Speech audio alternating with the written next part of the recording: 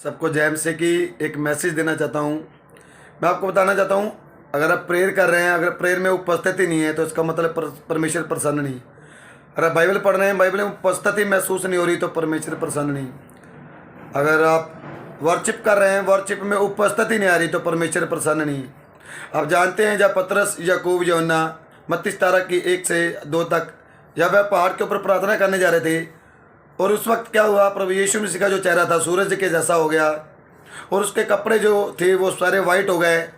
तो सोचो जब यीशु मसीह ने ये अपने आप को जलाली रूप में देखा तो कितनी बड़ी प्रेजेंस थी। ये बहुत बड़ी उपस्थिति थी। बाइबल की सबसे बड़ी उपस्थिति यही है, इससे बड़ी कोई उपस्थिति नहीं है। अगर आप पैराडाइज बोले उससे बड़ी यही उपस्थिति है जो प्रभु यीशु मसीह ने प्राप्त की थी। और जो उपस्थिति किन किन ने देखी? पतरस ने देखी, याकूब ने देखी, यूहन्ना ने देखी। और पतरस उस वक्त क्या बोल रहा था? ये बोल रहा था कि अगर आज्ञा हो तो मैं क्या बनाऊँ, यहाँ पर 3 डेरे बनाऊंगा, एक तेरे लिए, एक मूसा के लिए, एक एलिय्याह के लिए। जब वह बोल रहा था उसी वक्त आकाश से वाणी आई और क्या बोल रही है कि ये मेरे प्रिय पुत्र है, इसकी सुनो, मैं इससे प्रसन्न हूँ। इसका मतलब परमेश्वर प्रसन्न हुआ। क्यों? क्योंकि यीशु मसीह पवित्र था और पहाड़ पर गया और परमेश्वर के सामने बैठा और परमेश्वर से मन लगाया हुआ, और परमेश्वर ने उससे क्या किया? प्रसन्न, अपना अपना परमेश्वर ने अपने आप को दिखाया कि मैं इससे प्रसन्न हूँ।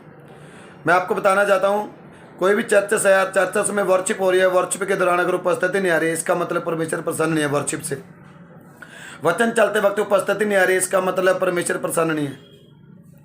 अगर प्रेयर में उपस्थिति नहीं आ रही तो इसका मतलब परमेश्वर प्रसन्न नहीं है। ऐसा होता है, ये नहीं कि नहीं।